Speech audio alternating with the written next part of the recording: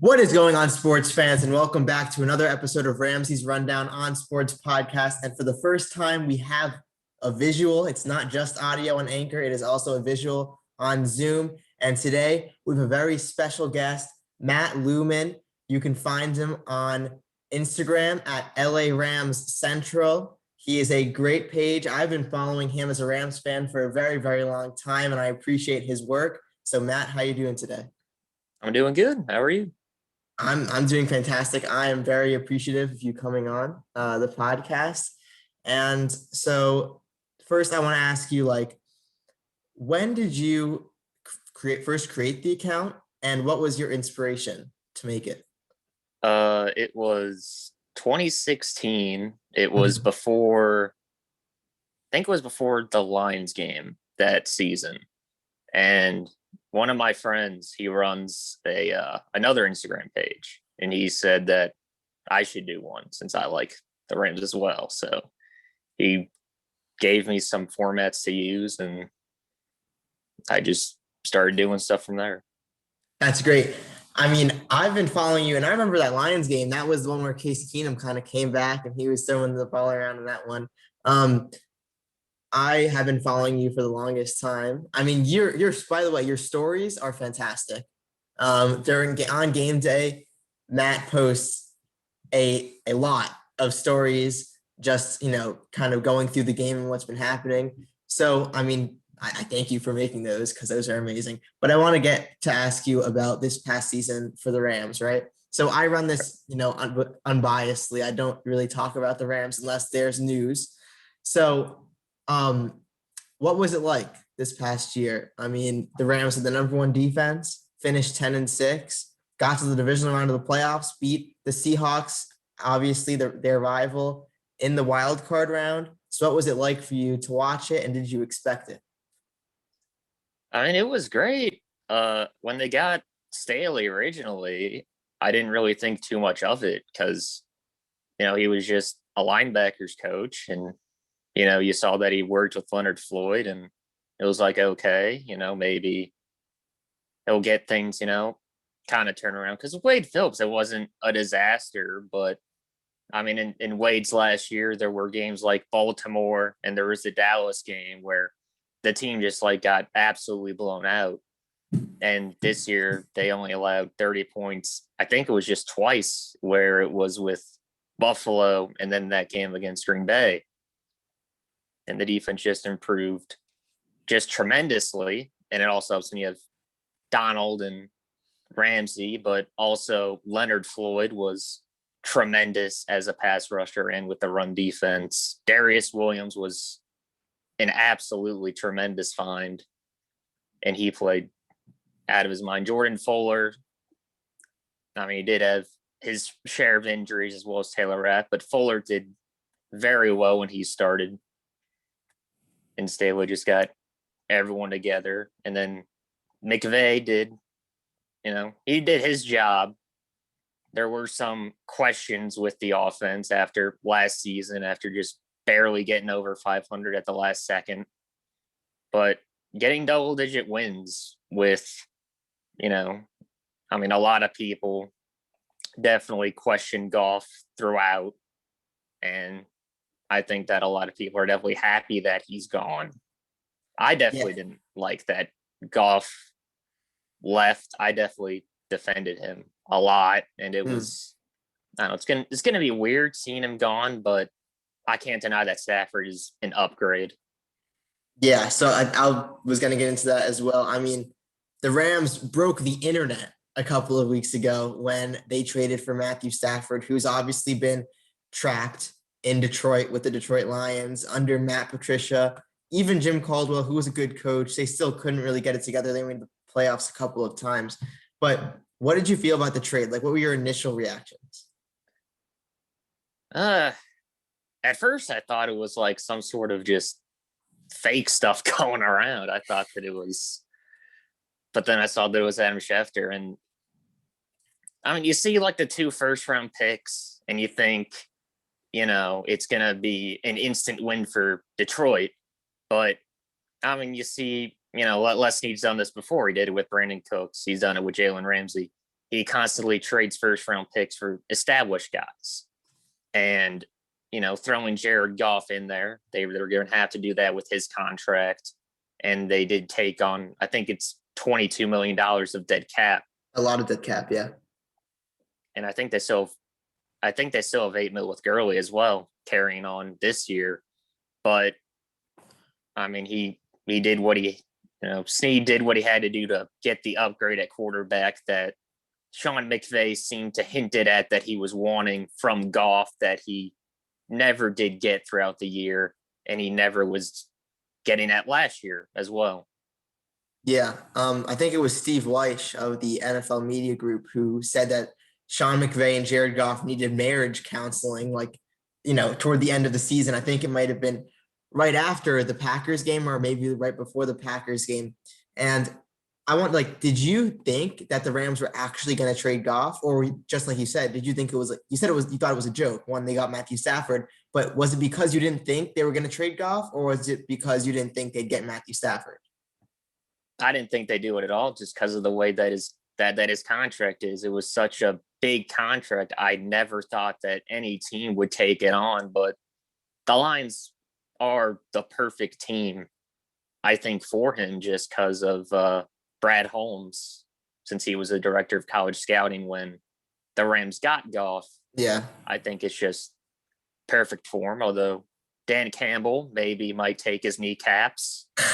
We'll have to see. Yeah. Hopefully. I mean, I'm as a Rams fan, speaking as a Rams fan right now, I am scared. I mean, we do play the Lions next year. I hope he's not taking the kneecap of the Lions' former quarterback, Matthew Stafford. Hopefully not Aaron Donald, who they tried to trade for in the deal. They did ask about Aaron Donald when the Rams called for Matthew Stafford. So, okay. So you didn't think Jared Goff was going to get traded, and you thought the trade was a joke when you first saw it. So what are your expectations for next season? Now with Matthew Stafford, the number one defense from last season, just coming off the divisional round of the playoffs with what I believe is a bottom half of the league quarterback in Jared Goff, now moving up to definitely top half of the league in Matthew Stafford. What do you think the Rams are going to be able to do? Well, I definitely think that currently, the big thing with that divisional game was Aaron Donald. They couldn't pressure Aaron Rodgers at all, and Donald was definitely not at 100% whatsoever. So you get the healthy Donald for the playoffs. Maybe they win that game against Green Bay, but it is Aaron Rodgers. But, I definitely expect playoffs again, and with Matthew Stafford, and if they do get Marvin Jones, he's expressed that he does want to come to Los Angeles. And I think McVay would like a guy like him, guy with, who can stretch the field. NFC Championship, I don't think is out of the question. They will get, I would think that they would start Cam Akers for the full season with Henderson as the backup and with Malcolm Brown in there as well. Yeah. And offensive line will probably be the same. Blythe's a free agent, so got to look out for him. And then defensively, John Johnson is a big question mark of whether or not he comes back. Huge. And the cap is not the best. It's, I think, negative 35 mil, but Lesney could not have seen any circumstances like this coming. Leonard Floyd also free agent, so a lot of gaps to fill, but the outside linebacker, I'm confident they can fill that, because they basically did with Leonard Floyd what they did with Dante Fowler. You take a guy who was, a high draft pick, had that high kind of potential, who didn't live up to it. You sign him to that. Well, in Fowler's case, they traded for him, but you get him kind of on that prove it sort of deal. Yeah. And you just have him go in there with Aaron Donald, and you just have him go at it. Yeah. What I think personally is that they should do everything in their power to retain John Johnson III, because he is an absolute stud. I would let Leonard Floyd walk because I think that he's in part kind of like Dante Fowler, a product of Aaron Donald being so dominant in the interior of the defensive line. We saw Dante Fowler not have that great of a season with the Atlanta Falcons. I don't know. I think he had like 3, 4, 5 sacks. It was not a great number for him after having multiple years of great success in Los Angeles, right next to Aaron Donald, of course. And Leonard Floyd, coming from Chicago, didn't have much success at all. Goes with Aaron Donald, has immense success, of course. So while I love Leonard Floyd too, I loved Dante Fowler while he was still with us. But look, it's business. It's NFL. The Rams decided to give Jared Goff all that money. Now they're moving off of him. They're going to eat a lot of dead cap. They just got to deal with it, right? Right. Yeah. All right. So now moving on to Jared Goff's contemporary in the 2016 NFL draft class. The Rams, they could have drafted him first overall. They didn't. They drafted Jared Goff. They passed on Carson Wentz out of North Dakota State. Carson Wentz went on to play for the Eagles, had a nice MVP season.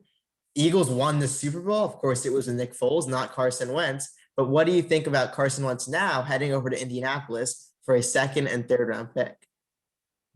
Oh, I definitely think that it's terrific for Indianapolis. He gets to go back to Frank Reich.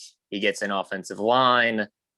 It's great for Kurt. It's sort of similar to Goff. He gets to go to someone who was familiar with the way he sort of developed, but Frank Reich definitely with the more hands-on capabilities rather than Brad Holmes with Detroit. Yeah. I think that Indy is going to be an instant Super Bowl contender, just like I think the Rams are instant Super Bowl contenders with the Matthew Stafford trade. I think the same exact thing for Indianapolis because ultimately, and let me know if you agree, I thought Phillip Rivers was holding them back. I thought they were a fantastic to great team last year. And they finished 11-5. I mean, they didn't win the division. They ended up being the 7th seed. They almost missed the playoffs, but they were 11-5. And Phillip Rivers was the one thing holding them back. The old man who's now coaching high school football just couldn't sling it around like he used to. That's just what I thought. And I mean, it never hurts to get some youth in there. You get the mobility with Wentz, and Frank Reich can sort of try and sort of fix him because I mean in Seattle just sort of trying to run around there, just trying to make plays, and then it just all fell apart with the trust with Doug Peterson, and it just all sort of came to a head. Yeah, and it's crazy. Like the Eagles, people are talking. They don't even stick with Jalen Hurts. They may draft a guy at number 6 overall. They could draft Trey Lance, Justin Herbert, Mac Jones. There was a report Mac Jones wouldn't fall further than number 8 overall in the draft, which is crazy to me considering Mac Jones just a couple of weeks ago was a late 1st round projection. So, I mean, look, and it's just how quarterbacks are going to work in the NFL draft, just like Jared Goff, right, with the Rams going number 1 overall. He necessarily, coming out of that class, he wasn't considered like this great prospect. He wasn't a Trevor Lawrence type of prospect. He was just the best in the class. So, and talking about more quarterbacks in the NFL, right? Jared Goff trade, Carson Wentz trade. There is one more quarterback who desperately wants to be traded, more than those 2 guys combined wanted to be traded. It's Deshaun Watson of the Houston Texans currently, but we don't know for long, right? So who do you think he's going to? And do you think he's going to be traded at all? Well, I sure hope it's not San Francisco. They do not need. I am with you. Don't give them any more people. Stay far away. But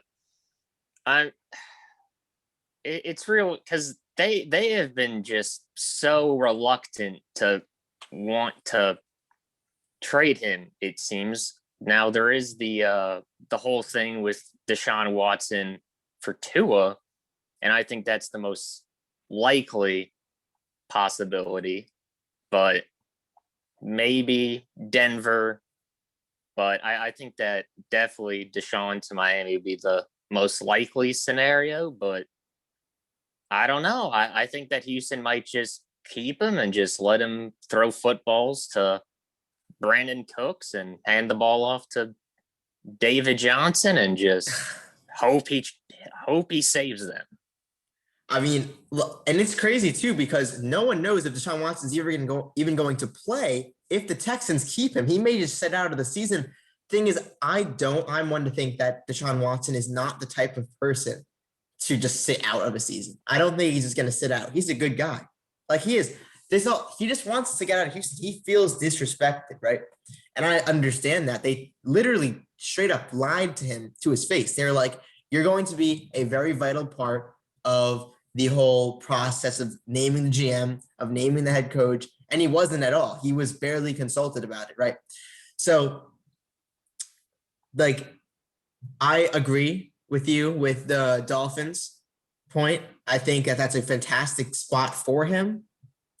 Obviously, as a Rams fan, I don't want him to go to the 49ers, but it's a possibility, and that makes the Niners insane if they get him. Thing is, if they get him, they may have to unload Nick Bosa, which is a huge part of their team, and he has wreaked havoc on the Rams when he has played them, right? And I mean, the sleeper, and not even a sleeper anymore, because a lot of people are talking about them in this whole process, is the Carolina Panthers, because they are willing to, and David Tepper, their new owner, he wants to go for it all in Carolina.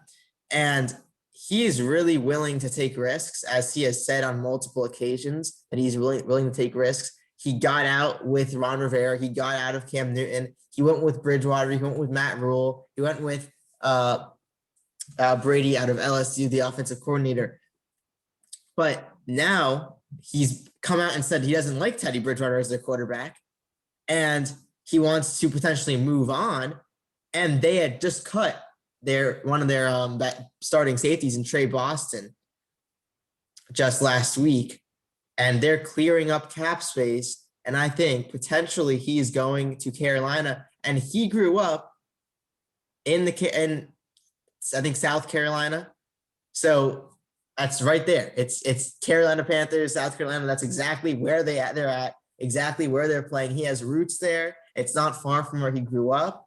And he would waive his no trade clause for them. It was reported yesterday about that. He said he'd waive it for the Jets, the Niners, and the Panthers. Didn't include the Dolphins, but I'm pretty sure he would for the Dolphins as well. The Dolphins are a great team. But the thing with the Panthers is that if they get Deshaun Watson, much like the Niners unloading Nick Bosa, they may have to unload Christian McCaffrey, right? So then they'd have to just get rid of one of their best players to bring in a new best player. But it is a quarterback's league, so Deshaun Watson is better than Christian McCaffrey in the grand scheme of things and more important than him. Right. I mean, Carolina could definitely work for him, but it's just, how much does Houston want for him? Because I saw this, like, some NFL analyst was like, oh yeah, here's some trade that Carolina should make, and it was like Christian McCaffrey, 2 firsts, Brian Burns, Robbie Anderson, and Teddy Bridgewater. It's like, oh yeah, just throw the entire franchise for Deshaun Watson. And you might as well go back in time, grab prime Cam Newton and throw him there as well. I mean, it doesn't, you can do whatever you want when you're trying to get Deshaun Watson. I mean, there's been people that are saying like you just give up all of your players for Deshaun Watson, but I don't necessarily agree with that. You saw last year with the Texans, right? They were 5-11 and they had Deshaun Watson, but they didn't have any players around him. You need to have a good team. It was mostly because they didn't have any defense, because Deshaun Watson on the offensive side was making I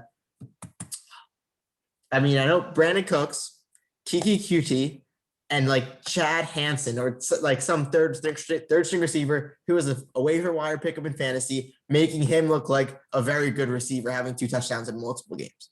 So on the offensive end of things, with Deshaun Watson, you need an offensive line, and that's about it.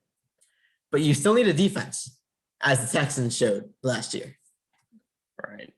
And, you get rid of JJ Watt. I mean, that's their franchise player right there that they just said, all right, get out. And Deshaun Watson's probably like, all right, when's my turn? Yeah. Where do you think JJ Watt's going to end up? I think it'd be interesting to see him with Pittsburgh just to play with his brother, but I've heard that Green Bay would want him and they just be even more dangerous with him. But I mean, I don't know. I think that Pittsburgh probably has a really good shot just because TJ is his brother. Yeah, I think that'd be really intriguing as well. Although I did see a report about an hour ago that JJ Watt had closed his number down to 3 teams left, and those remaining teams are the Green Bay Packers, the Buffalo Bills, and the Tennessee Titans. So those are the 3 teams he's considering. It seems as if he does not love his family. He's not going to Pittsburgh.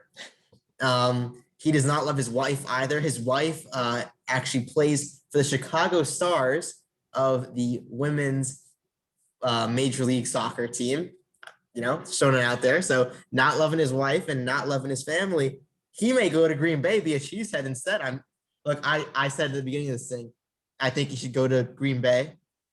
I think it's the smartest move for him and for the Packers. The Packers have never really been the team to go out there and make that splash move in free agency, but they did. They did get Reggie White, and they ended up winning a Super Bowl back in the 90s. So, I mean, it's definitely a possibility. Unbelievable. TJ shoveled his sidewalk too. He used him. Come on, JJ. See, that's the thing that they can't be doing. You know, you can't just you can't manipulate these people. You know, you can't just like, I'm gonna go shovel your sidewalk. You know, probably a foot of snow. What, Pittsburgh, you get a lot of snow there, and not have anything in return. And speaking of location / snow, I realize I can see in the background of your layout there that you have a lot of St. Louis style stuff. Are you a St. Louis fan? I do. I live in St. Louis, yes. Yeah, so I mean, this is interesting. So what was your reaction when the Rams moved from St. Louis to LA? Were you, because I know there's been a lot of reports that there's fans that left them. Obviously you didn't leave them, but there's fans that left them that burned their stuff, like, you know, not really publicly. It wasn't like a big movement or anything, but there's been a lot of reports that St. Louis hates the Rams. So what's your stance on that? Do you think that's fake? And do you see that? No, definitely a lot of people don't like the Rams. Like, I follow a lot of St. Louis, like, media. And after the Stafford trade, like, a lot of St. Louis media were clowning the Rams, like, oh, good job of throwing away, like, your future. And, like, people are laughing at people saying they're Super Bowl contenders. I'm like, you guys clearly definitely gave up on the NFL. But a lot of people do not like them just because, you know, it was the second franchise to leave, and they felt like, you know, Kroenke did lie to them and deceive them. But I mean, when they left, it was something that, I mean, the writing was on the wall. He had bought the property in Inglewood like a year before, and there was a clause that Edward Jones Dome had to be in the top 25% of NFL stadiums, and St. Louis had shot down a proposal to renovate the stadium in order to keep it there. So it was just basically, it was just a matter of time until there was an announcement. So I was like, whatever, I'll just keep rooting for them. It really doesn't matter where they go. Like, I watched them for forever. So it really didn't matter at that point for me. Yeah. Mm-hmm. I had the same exact reaction. Look, I'm not in St. Louis. I'm in New York. The only reason why I followed them was because when I was around 10 years old, I was like, I'm searching for a team. You know, obviously the Jets, the Giants are the local teams here, but they were boring to me. The Giants were too good and the Jets were weird. That's just what I thought, because the Giants at the time were very, 2011 Super Bowl, right? That was their like Super Bowl run year. So I'm searching for a team, and all of a sudden I see some random team in the middle of the country, St. Louis, the Rams. That's my name. Like, we're connected. So I'm like, okay, well, I'm a Rams fan now. I go and buy jerseys. I have no clue who these players are. Sam Bradford became my like number one idol for some reason, and then he leaves, and I was really sad. but that's not the point. Um, I just thought it was cool. I actually liked it when we moved to LA because I thought the Rams would get more publicity of the national media because Los Angeles is obviously a big spot to live in, big spot to be. We've got to live, it's a huge city in the whole entire world. It's an international city. Like everyone knows Los Angeles. No random person in the middle of Asia is going to know St. Louis. Like just how it is. And it's a benefit for the Rams for the marketing, for a lot of things, for being in Los Angeles now. But I do remember the last game in one of the last games in St. Louis, the last primetime game. It was a color rush game between the Rams and the Buccaneers, who just won the Super Bowl. And that was electric. And I remember winning that game. I remember Case Keenum throwing to Kenny Britt along the sideline for a touchdown. That was electric. It was a great game. It was a great ending for the Rams in St. Louis. I remember that, a ton of that. I mean, it was great. But what are your expectations like what did you think about this season, like coming in? Did you think that we were going to make it all the way to the end of the year, like with all the COVID protocols and everything like that? Did you think it would be as smooth as it was? I definitely didn't think it'd be. I definitely thought there'd be some games canceled along the way just because of what I saw with MLB. I mean, I'm a Cardinals fan and they missed like 2 weeks or so, like just because of all the COVID stuff. But I mean, aside from I think it was like Baltimore, and then you had like the Titans issue, but I mean, no teams really had major problems. But with no games canceled, I mean, it was pretty solid. Yeah, I did not expect it whatsoever because there was no, like you said, there was no games canceled. There were no games that weren't played on the weeks of the game. Like there were games played on Wednesday, there were games played on Friday, there were games played on Tuesday, but there were games like that. Ultimately, there were games every single day of the week this season, which was pretty cool, to be honest. Wednesday night football, that hit. Wednesday, I'm sitting, it's Wednesday, we got a football game. And then it was Ravens Steelers, and obviously Trace McSorley came in the game. Then he threw a touchdown pass after Lamar Jackson wasn't playing because of COVID, and RG3 got injured in that game. And one last question. I see you're rocking the new logo, the new hat, right? And the new jersey. So what do you think now about the logo and the jersey? And when it first came out, were you like outraged like everyone else was in the NFL community, but especially the Los Angeles Rams community? Oh, I thought the jerseys were nice. I'm a big fan of the bone jerseys. When I got my jersey, though, they did not have any bone jerseys. I was very much devastated. But I like the Ram head logo more than the LA logo, but I couldn't find any of the Ram head logo, the snapback hats. But I mean, like the logos aren't like, they're not as terrible as I think that everyone makes them out to be, and everyone just makes the jerseys out to be these just monstrosities. But hey, could be worse. Could be in those St. Louis colors that are also just that are demonized. Well, I loved the St. Louis colors. Actually, that's another reason why I loved the Rams. When I was looking at the teams, I'm like, whoa, these jerseys are insane. Like the metallic gold with the navy blue was a great combination, in my opinion. But these logos, when they came out, I was a bit underwhelmed, right? Because I thought our old ones were so cool. I thought they were so unique. I thought they were very, very different. But these are still unique. I mean, it's still got the Ram.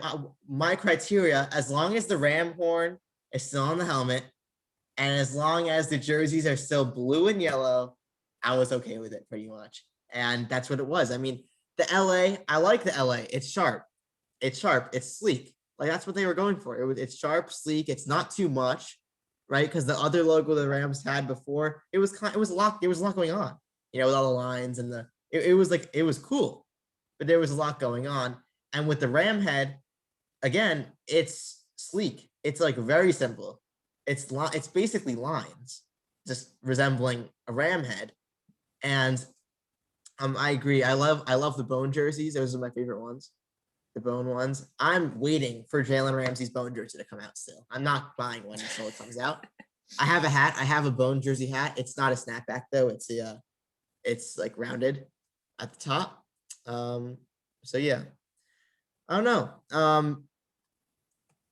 Yeah, I mean the Rams, look, I think they're gonna be great going in the next season. I think they are going to have a potential Super Bowl run, and this is unbiasedly because I don't, I'll get a little biased with you because we got to talk about the Rams and you're a big Rams guy. And I've been following you for a long time, but unbiasedly, the Rams are very, very good.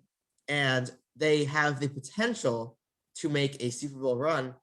And you look at the other teams in the NFC, you have the Bucks, the Packers, I mean, Seattle, but and it's San Francisco. San Francisco is going to come back and they're going to be good.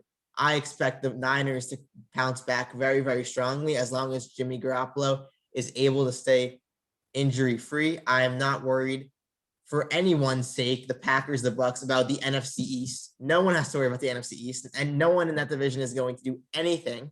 The Giants, the Eagles, the Cowboys, and the football team, unless the football team got a quarterback, they're not going to be actually competing. They'll be a nice team, but they won't actually be that competitive.